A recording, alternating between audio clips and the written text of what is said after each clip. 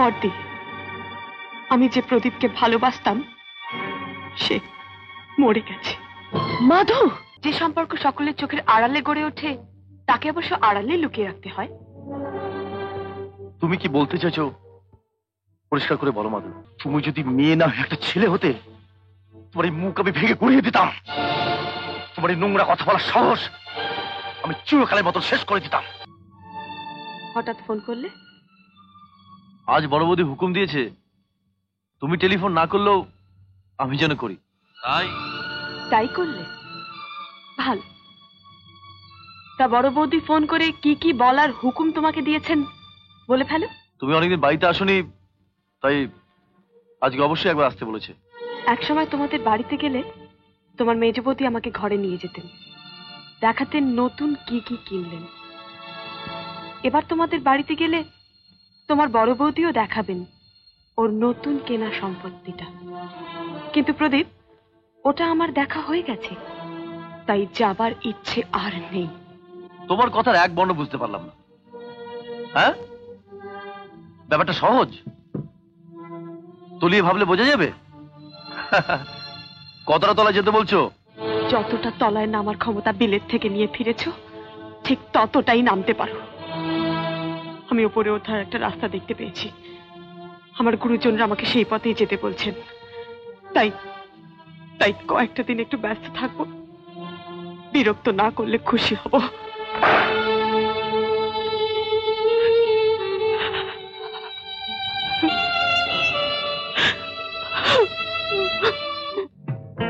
কি খুশি তো?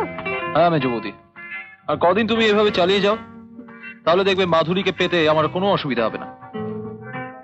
এই অনেক রাত হলো, এবার চলি। আরে দাঁড়াও, 5 রকম ঝামেলার মধ্যে থাকি, কদিন আর এভাবে ক্লাবে আসতে পারি। আর আজ তুমি এতগুলো খুশির খবর নিয়ে এলে, ডিনারটা অন্তত একসাথে করি। কোনো কারণে মাধুরী আমাকে ভুল বুঝেছে বলবৌদি, কারণটা বললো না। সে কি? হ্যাঁ, ও ফোন ছেড়ে দেওয়ার পরেও আমি আরেকবার ফোন করেছিলাম, কিন্তু লাইনটা কেটে দিল। আমার অসুখের খবর পেয়েও একবার দেখতে এলো না। তারপর তবে আমার কাছেও কিছুই লুকোবে না। কোথায় ওর অভিমান আমি ঠিক বুঝতে পারবো।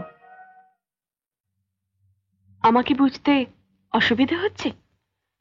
সত্যি বলছি মাধু, তোমার হেয়ালি করা কথা আমি কিছুই বুঝতে পারছি না।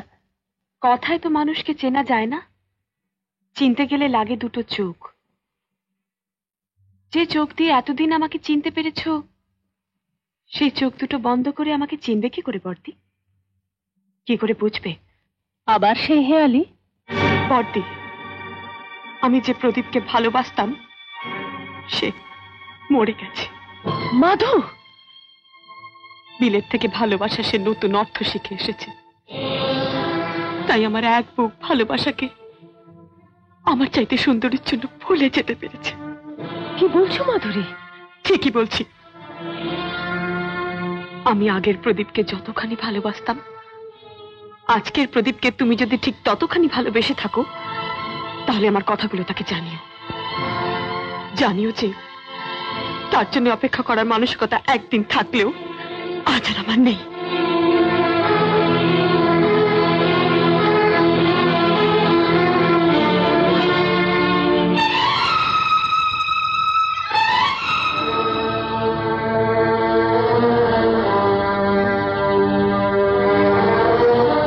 ওর কথা শুনে মনে হলো এ যেন সেই মাধুরী নয়, অন্য কেউ।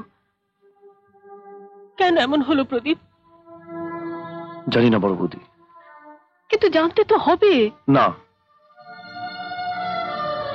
ভালোবাসার মানুষকে কথা জিজ্ঞাসা করা যায় না কেন সে আর আমায় ভালোবাসে না।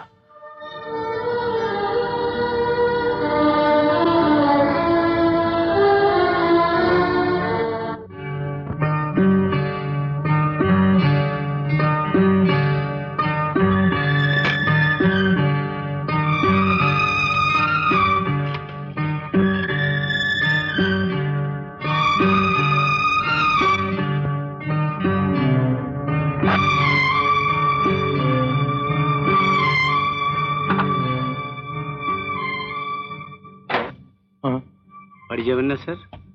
হ্যাঁ যাবো। কটা বাজে? 7:30 স্যার। 7:30? দিদিমণি বাড়িতে নেই দাদাবাবু। 9টা বাজে। এলে বলো আমি এসেছিলাম। বলবো।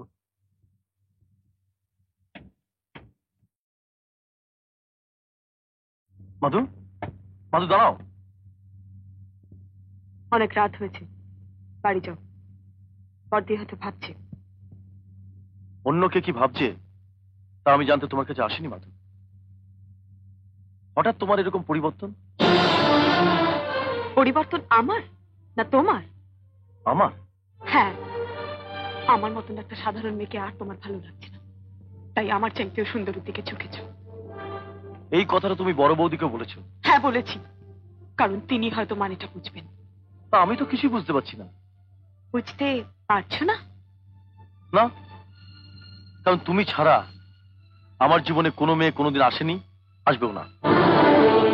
সে তো প্রকাশ্যে, আর গোপনে? গোপনে? যে সম্পর্ক সকলের চোখের আড়ালে গড়ে ওঠে তাকে অবশ্য আড়ালে লুকিয়ে রাখতে হয়। তুমি কি বলতে চাইছো পরিষ্কার করে বলো মাধু। দিন রাত যার ভাবনায় ডুবে থাকো তার নামটা আমাকে পরিষ্কার করে বলতে বলছো? তার কথা বলছো মাধু? সেবার নাম করে যার ঘরে সারা রাত কাটিয়েছো, তোমার সেই আদরের বড় বৌদি। তুমি যদি মেয়ে না একটা ছেলে হতে, তোমার এই মুখ আমি ভেঙে গুড়িয়ে দিতাম। তোমার এই নোংরা কথা বলার সাহস আমি চিরকালের মতো শেষ করে দিতাম। তোমার ওই চোখ দুটোর দিকে তাকিয়ে ভাবতে ঘেন্না করতে যে তোমার মতন মেয়েকে আমি এতদিন ভালোবেসেছি। তোমার কথা ভেবে কষ্ট পেয়েছি। ছি মাধু, ছি। আমার বড় বৌদি স্বর্গের দেবী। তোমার মতো নরকের মন নিয়ে তার বিচার করতে চেও না। পারবে না মাধু, পারবে না। সে ক্ষমতা তোমার নেই।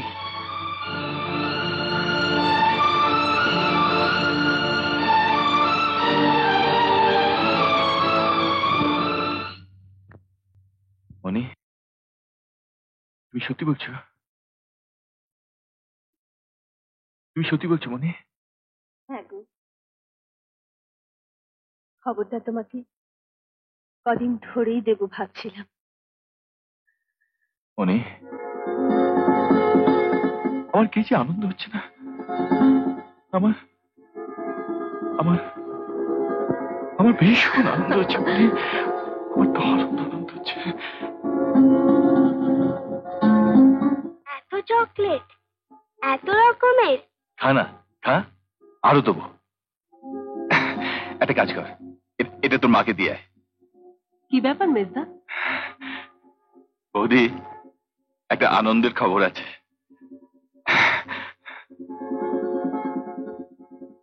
বৌদি, মৌর সাথে ঝগড়া করতে এ বাড়িতে আরেকজন আসছে। তাই? কি আনন্দ! আমার সঙ্গে একজন ঝগড়া করতে আসবে আর তোমরা সবাই আনন্দ আনন্দ বলছো?